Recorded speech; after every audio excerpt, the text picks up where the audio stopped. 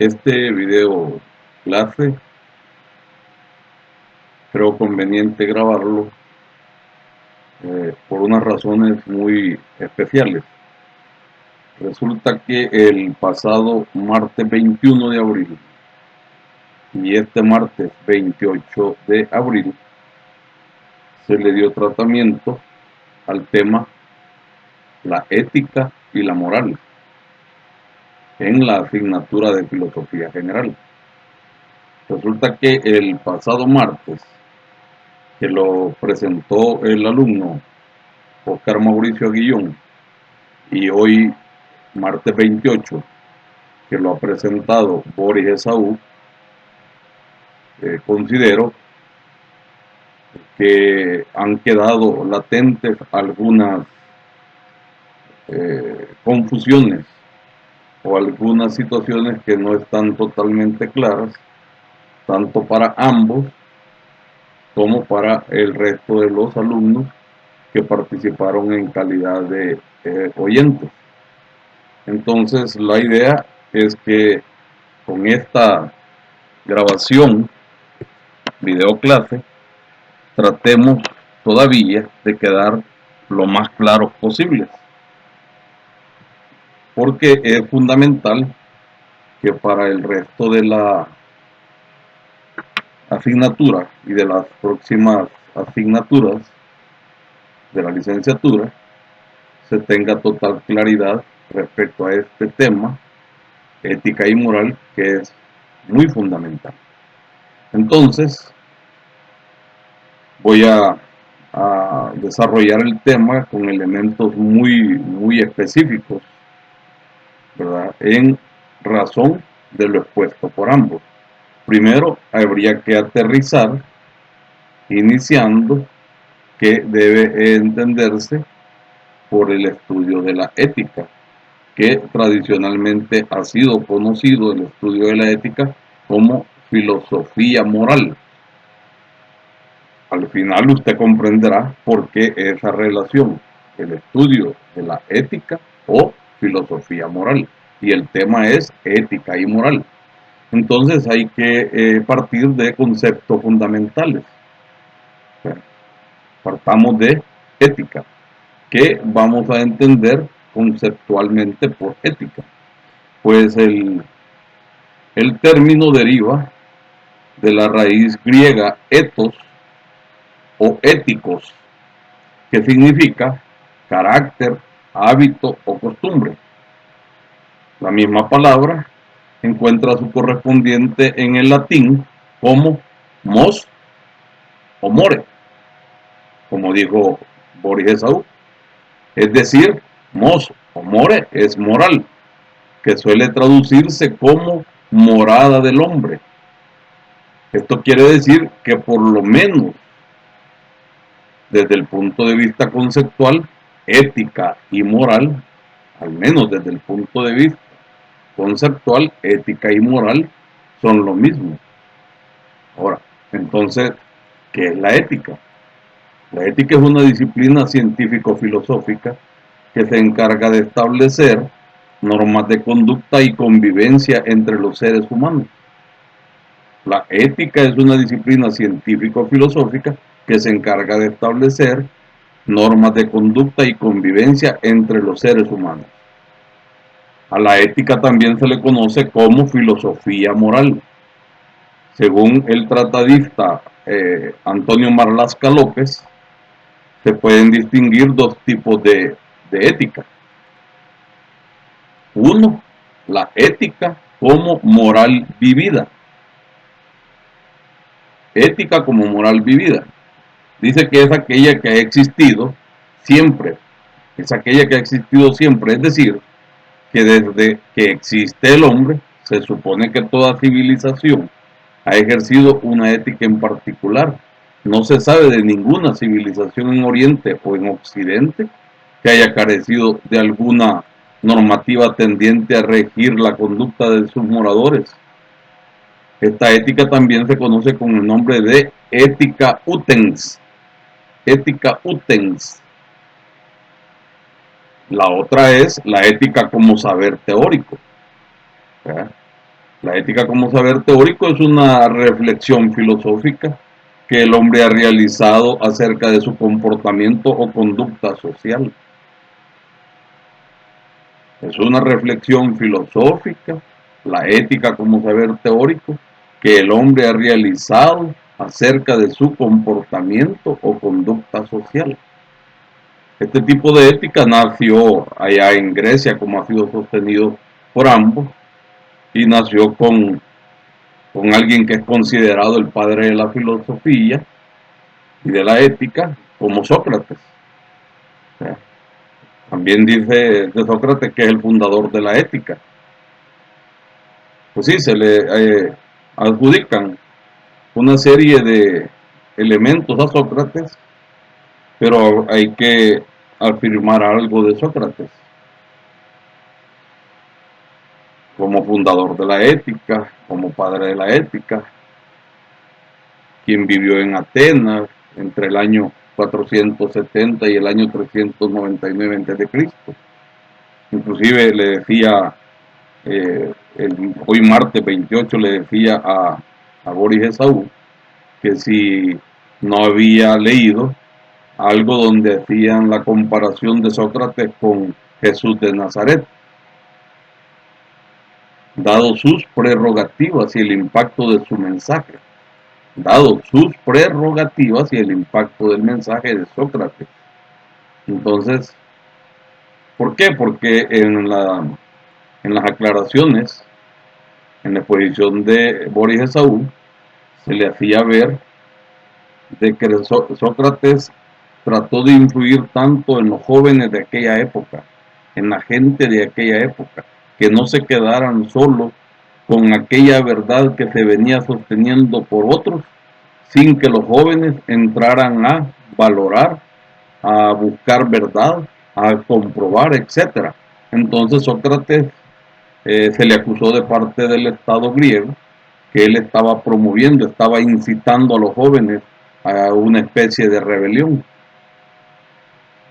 Eso fue lo que le llevó a Sócrates a preferir mejor morir por propia cuenta bebiendo la cicuta antes que aceptar someterse a las mentiras y a lo que el Estado griego quería que él negara después de haberlo dicho. Entonces, ¿cómo sostener las verdades?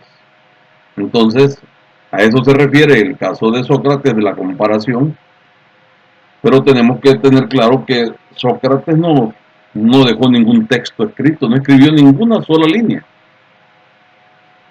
Él legó todo su compendio, o todo un compendio de vida, gracias a las enseñanzas transmitidas por sus discípulos, especialmente por Platón. Platón se encargó de transmitir posteriormente lo que creía Sócrates, igual que Genofonte. Genofonte fue otro discípulo que se encargó de irle dando vida a las experiencias, a los legados de Sócrates.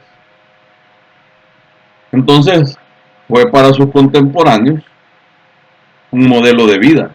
Sócrates fue un modelo de vida para todos los que siguen, no tanto por lo que enseñó, sino por la forma como vivió. Esa ética de Sócrates se conoce con el nombre de ética docens.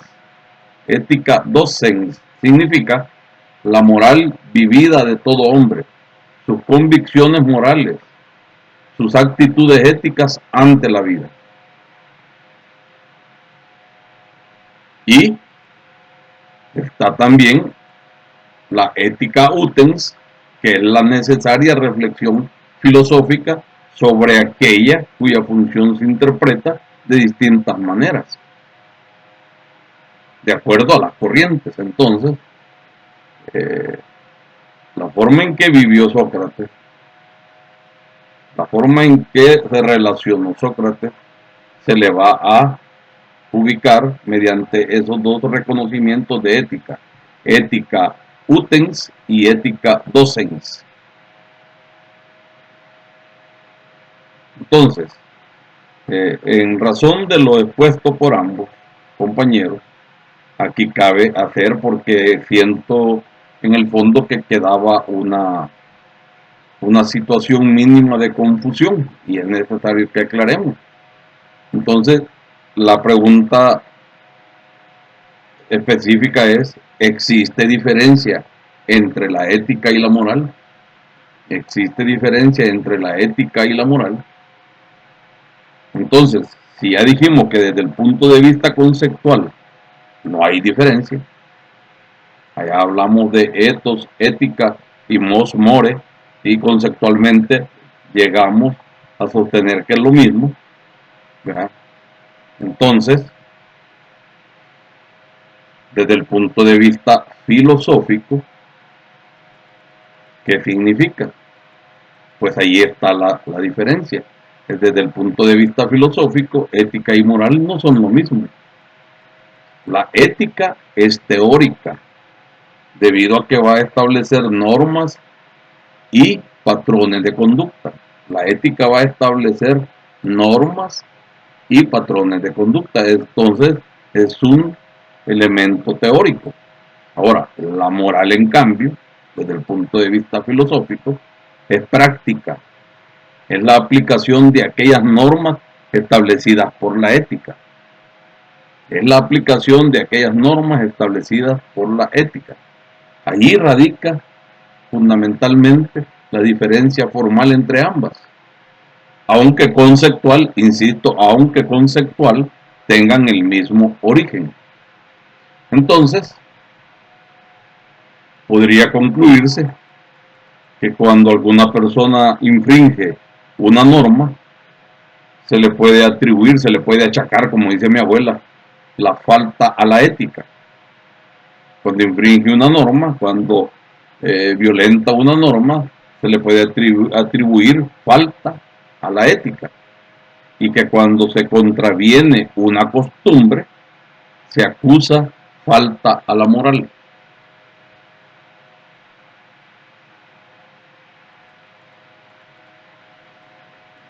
En cuanto al otro punto que hay que razonar en la ética, hay que clasificar la ética en su aplicación práctica. El fondo es que es necesario clasificar o partir de una clasificación de la ética para una aplicación práctica. Entonces, se suele clasificar de la siguiente forma. Una general, la ética general, dice, es el tipo de ética que establece normas de conducta a nivel universal y que por lo tanto tiene que ver con toda la universalidad del comportamiento. Se ubican aquí todos aquellos problemas morales que afectan al género humano. Ahí podemos ver guerra, terrorismo, armamentismo, alcoholismo, homosexualismo, drogadicción, VIH-Sida, etcétera. Entonces veamos un ejemplo práctico de lo que se ha visto en ética general. Partamos o tomemos como ejemplo el alcoholismo.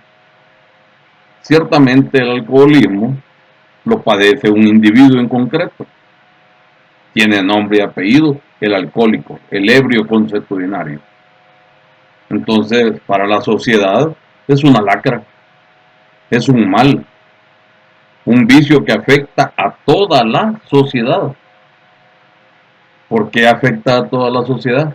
Porque genera multiplicidad de problemas. Genera toda una gama de problemas. Entonces, la ética analiza este problema como general. Ahora, vámonos a la ética específica.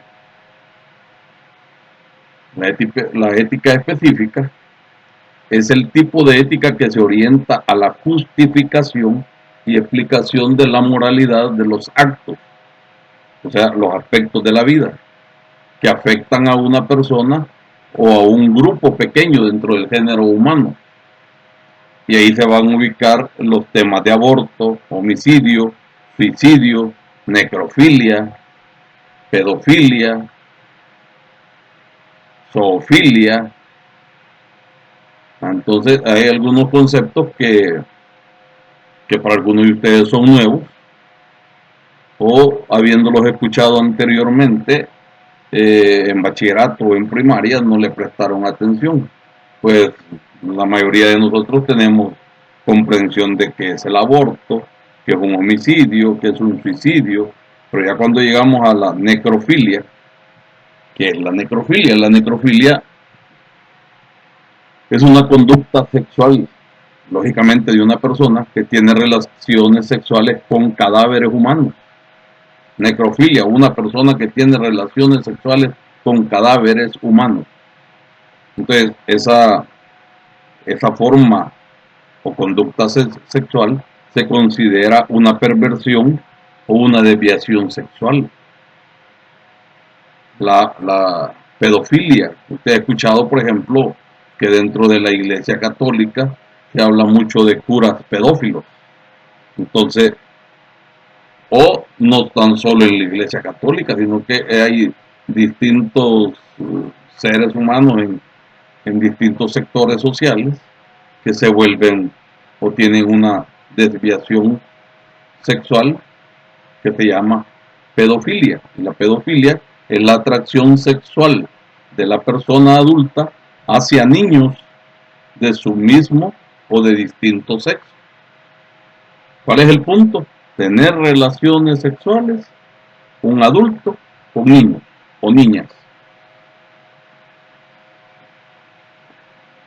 Pueden ser del mismo o de distinto sexo. Ahí está la pedofilia. Y la zoofilia, ¿ya?, es la conducta sexual de una persona al tener relaciones sexuales con animales. Entonces se considera también una especie de perversión o desviación sexual, que la persona tenga relaciones con caballos, con perros de raza o no de raza. El asunto es un animal. ¿Ya? Que un hombre tenga relaciones sexuales con un pato, con una gallina. Eso es lo que se llama zoofilia. Entonces estamos en la ética específica. Veamos un ejemplo. Y el que es conocido y que les encanta a ustedes hablar sobre el aborto. Entonces, aunque tiene dimensiones de moral universal el aborto, también afecta fundamentalmente a la mujer que se lo practica. Tiene afectación también al médico abortista y o a la familia. Es decir, hay afectaciones muy reducidas hacia un grupo. Entonces la ética analiza este problema como específico. Ciertamente algunos de los aspectos éticos o morales citados anteriormente son tipificados como problemas de salud pública. Sin embargo, en la mayoría de los casos se requiere de un análisis desde la ética, debido a sus deberes. No estamos hablando, ni en ningún momento hemos tocado la parte, porque usted me estará diciendo al oír esto, pero es delito esto, el Código Penal esto. No entremos primero al ámbito penal, quedémonos tranquilitos aquí, estamos en el razonamiento filosófico. Entonces, ciertamente dice, son tipificados como problemas de salud pública. Sin embargo, en la mayoría de los casos se requiere de un análisis desde la ética, debido a sus diversas implicaciones morales, como por ejemplo, es probable que alguien haya contraído el VIH-Sida porque fue contagiado por otra persona. Entonces la valoración moral será, ¿qué tan responsable es esta persona? ¿O qué trato recibe de su familia, el infectado, el contagiado de VIH-Sida? ¿Qué trato recibe de sus amigos? ¿Qué trato recibe de la sociedad al saberse que tiene SIDA? Entonces, los ejemplos ahí están, las prácticas sociales ahí están. ¿Qué hemos hecho nosotros como personas al saber que un amigo, un vecino, una amiga, un niño, ¿verdad?, ha adquirido el VIH-Sida? ¿Cómo estamos en este momento viendo a alguien que posiblemente por una simple alergia está tosiendo? Ya de inmediato, ¡pum!, las alertas, ¿verdad?, me puede contagiar. Las alertas humanas se activan inmediatamente, entran en la defensa personal. Entonces, pues a eso se debe la valoración que estábamos haciendo con el contagiado de VIH-Sida. Entonces entremos al siguiente punto. ¿Qué determina la moralidad de los actos humanos? ¿Qué determina la moralidad de los actos humanos? Pues la moralidad de los actos la determina la voluntad e inteligencia con que dichos actos se realizan. La moralidad de los actos la determinan la voluntad e inteligencia con que dichos actos se realizan.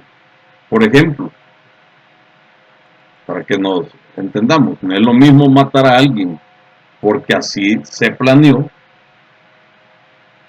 que matar a ese alguien en defensa propia. No lo quería hacer, pero mi vida corría peligro y tuve que defenderme. Entonces dice, no es lo mismo matar a alguien porque así se planeó. El planear un hecho significa que lo he preparado. ¿Ya? Quiero conseguir la muerte del sujeto, entonces lo planeo, lo planifico con tal de llegar a la muerte de él. O en defensa propia, ¿verdad? Me tuve que enfrentar con otro sujeto o con este mismo sujeto del que estamos hablando y viendo que mi vida corría peligro, me tuve que defender. Pero mi defensa era una, que al defenderme no me di hasta dónde podía llegar el haberlo matado. Entonces, veamos otro ejemplo. No es lo mismo que usted atropelle a una persona adrede, con intencionalidad. ¿Ya? No es lo mismo que usted lo atropelle con intencionalidad. Usted va con su vehículo y dice, lo voy a atropellar, llevo la intención porque este me quitó a mi anterior novia y hoy lo veo como un enemigo y lo voy a atropellar. ¿Ya? No es lo mismo eso que atropellar a ese sujeto por un fallo en el vehículo. No obstante, el hecho es el mismo, pero las causas, las condiciones, los elementos que se dieron para ese hecho varían. Entonces, ¿qué es lo que cambia? Lo que cambia es la valoración moral del mismo. Esto nos lleva a que hablemos de otro elemento que se llama culpabilidad o imputabilidad de un hecho, para tocar uno de los puntos que observábamos en la clase anterior. La culpabilidad de un hecho la determina la intención con la que el mismo se realiza. La culpabilidad de un hecho la determina la intención con la que el mismo se realiza. O sea, si alguien gozando de su sano juicio, sin desequilibrio mental alguno, es autor de un crimen o delito, a él se le culpa, a él se le imputa ese hecho. ¿Ya?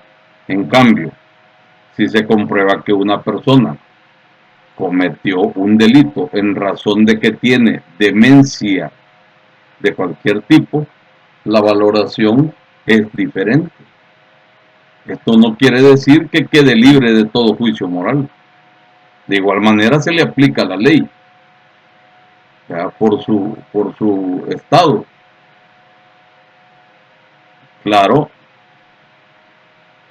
se le va a privar de libertad, ¿ya?, pero no va a ir a una cárcel donde están todos los que, habiendo cometido un delito, su mentalidad está en perfecto estado sano, frente a un demente que no va a ir para ahí. Entonces él quedaría en cuidado y bajo custodia de atención médico-psiquiátrica.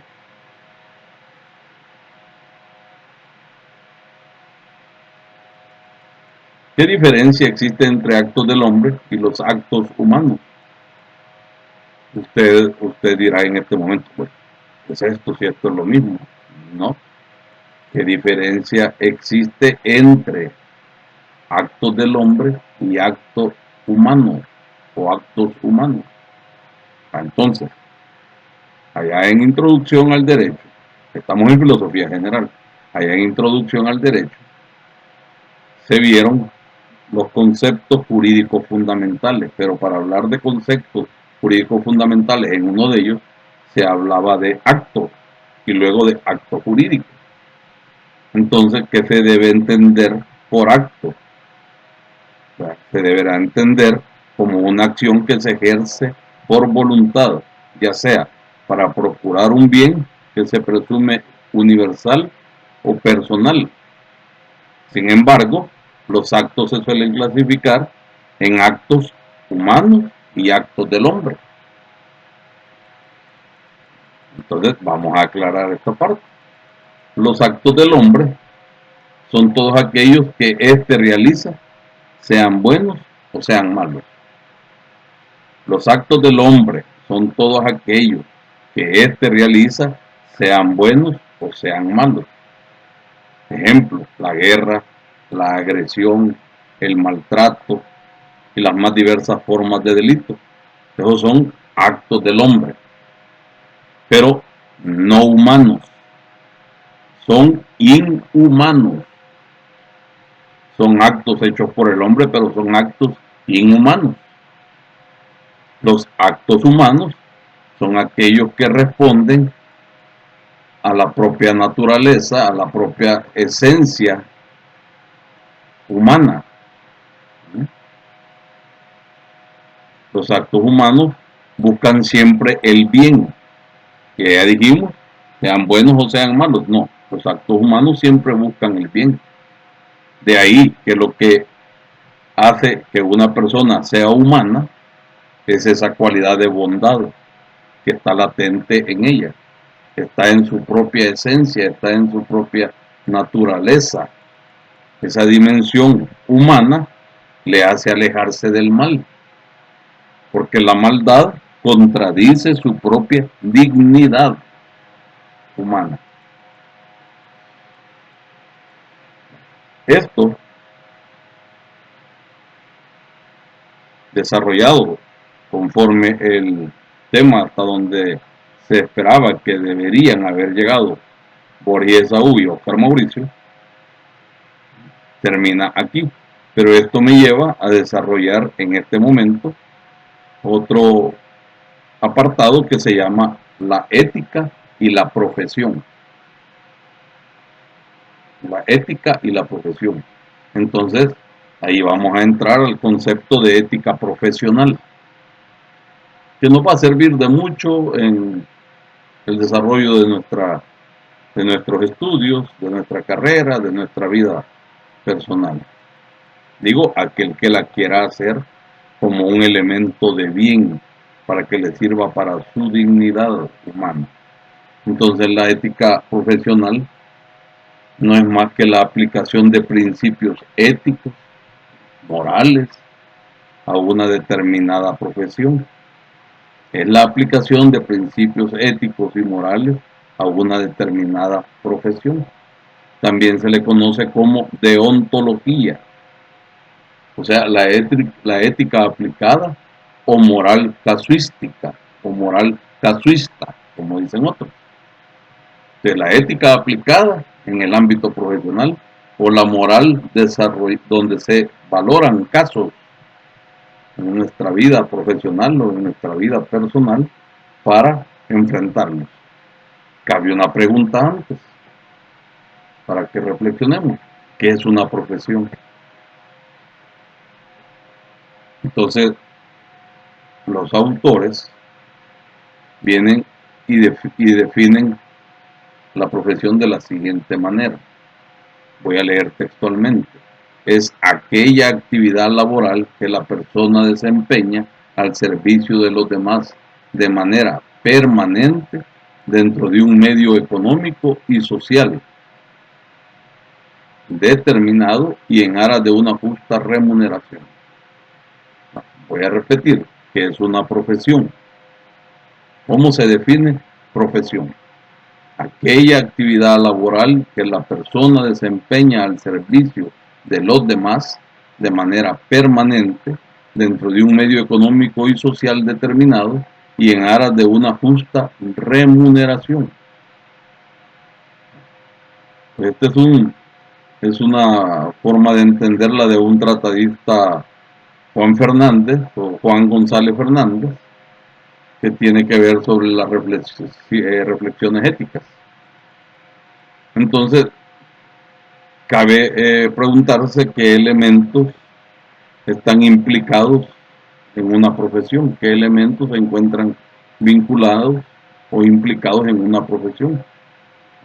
Si la profesión es una tarea determinada que realiza una persona especialmente preparada para ello, de acuerdo a lo que ya vimos arriba del tratadista de ética González, entonces dice, la profesión es una tarea determinada que realiza una persona especialmente preparada para ello. Ejemplo, un médico, un abogado, no puede ejercer su profesión sin una preparación especializada, sin una práctica vivida para ejercerla.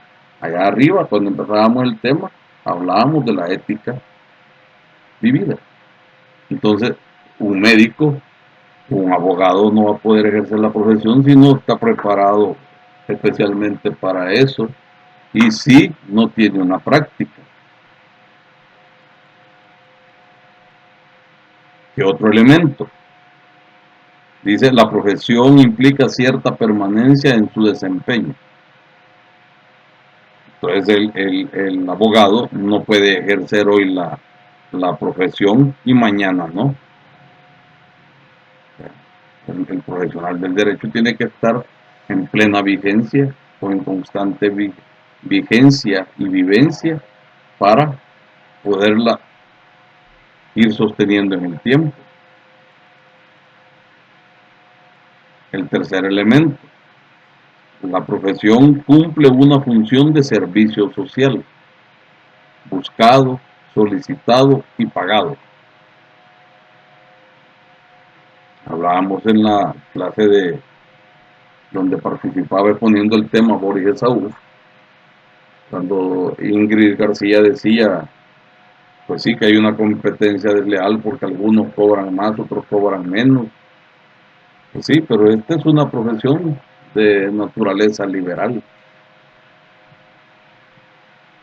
Cada quien sabrá cómo ya teniendo el título, ejerciendo la actividad profesional, podrá valorar su trabajo. Pero decíamos, no hay una nómina, no hay una especie de tabla de precios para decir cuánto vale un matrimonio, un divorcio, un contrato, una compraventa, un contrato de arrendamiento. Entonces la profesión cumple una función de servicio social, buscado, solicitado y pagado. Entonces mire usted, una enfermera no trabaja solo para sí, su trabajo beneficia a los enfermos que ella atiende. En este tiempo está dando más de lo debido a ella. La remuneración posiblemente no sea proporcional al enorme esfuerzo que está haciendo en este momento la enfermera. Luego, otro de los elementos implicados en una profesión, ¿verdad?, es que la profesión o una profesión solo tendrá sentido en un medio social bien definido. Por ejemplo, el biólogo marino solo tiene sentido en un sitio en el cual se conservan especies marinas. No tiene sentido ser electricista, por ejemplo, en un lugar donde ni siquiera hay electricidad.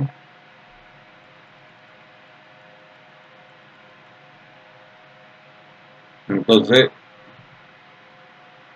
¿para qué se necesita tanto abogado, dirá usted, si, si vamos a tener una sociedad que no tenga conflictos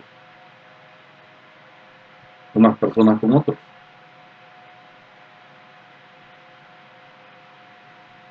La profesión se va a ejercer para obtener una remuneración congruente con el trabajo que se desempeña. Volvamos a las valoraciones que hacía Ingrid en la mañana. Entonces este es un elemento que está implicado en una profesión. La profesión se ejerce para obtener una remuneración congruente con el trabajo que se desempeña.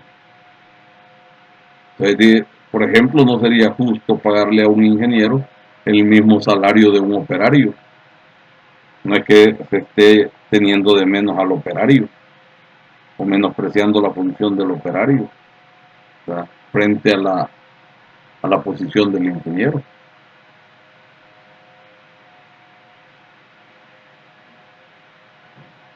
Luego entonces dejemos quietos por un momento los elementos implicados en una profesión y hoy pasemos a lo que sería la dimensión ética de la profesión.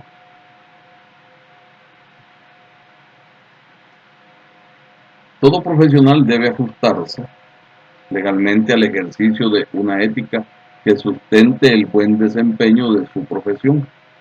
Para que ello sea posible, debe existir un código y este código es un instrumento por el cual o a través del cual se van estableciendo pautas y normas de conducta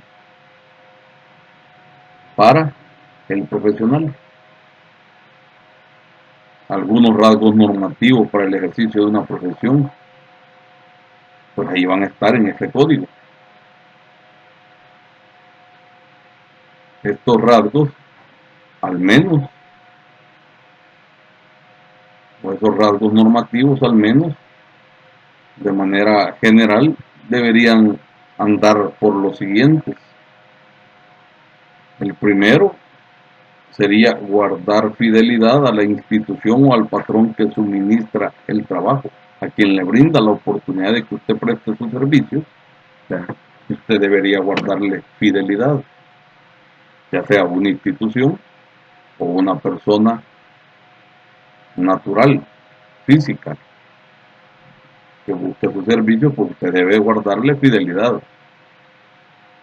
El médico, después de que examina a una mujer o a un hombre, no puede salir a abrir la boca qué es lo que le vio, cómo está, qué es lo que tiene. O sea, eso no pega pues con el actuar del profesional. El otro elemento, rasgo normativo con el general que debería de tenerse es ser respetuoso con los superiores, aunque no sean estos patronos propiamente dichos de él. Otro elemento sería evitar la competencia desleal entre los colegas. Pues este es el punto de que sería necesario que usted como cursante de filosofía general vaya a leer en el ámbito de la filosofía que se debe de entender como competencia desleal entre los colegas de cualquier profesión. No cobrar de manera desproporcionada, dice. No verse primero la necesidad que tengo, que me apremia este día, versus la necesidad o valoración del caso. O sea, eso es lo que tenía implícita la pregunta que se le hacía a Boris Esaú, porque él la mencionó en la exposición, que es concusión, que es concusión, cuando se le pedía que apoyara también con su razonamiento a Alexandra.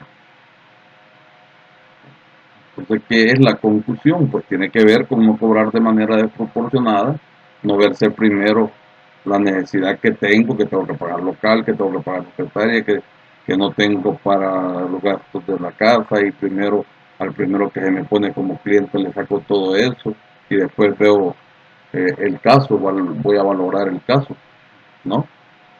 Luego, el otro rasgo normativo que debería de estar en todo código de ética sería no aprovecharse de la profesión para engañar o manipular a los clientes.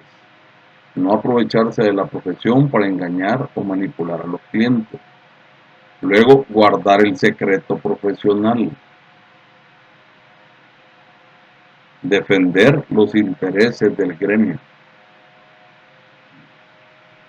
Usted no puede, siendo un profesional médico, ingeniero, electricista, ingeniero industrial,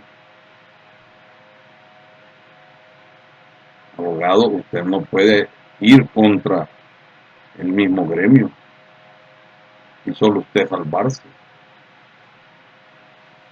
En resumen, si se cumplen con estas normas, si se cumple con estas normas, se es un buen profesional.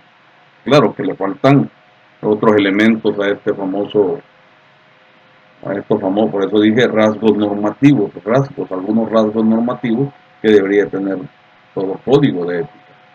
Entonces, por lo menos hablando teóricamente, es obvio que el ejercicio profesional no debe descansar solamente en el cumplimiento de una serie de normas sin dimensión axiológica. O sea, cuando dice sin dimensión axiológica, estoy hablando sin los valores de las cosas. Lo ideal sería que todo trabajo sea acompañado de una vivencia de valores acorde con la labor desempeñada, de tal manera que así el servicio se, se observe como una actividad plenamente humana y que persiga el altruismo por encima del personalismo. En la vida real se observa mucho a la inversa y depende de cada uno de nosotros nuestra propia conducción. Usted y yo no podemos seguir diciendo como aquel lo hace o lo hizo, así yo también lo puedo hacer y yo me llevo de encuentro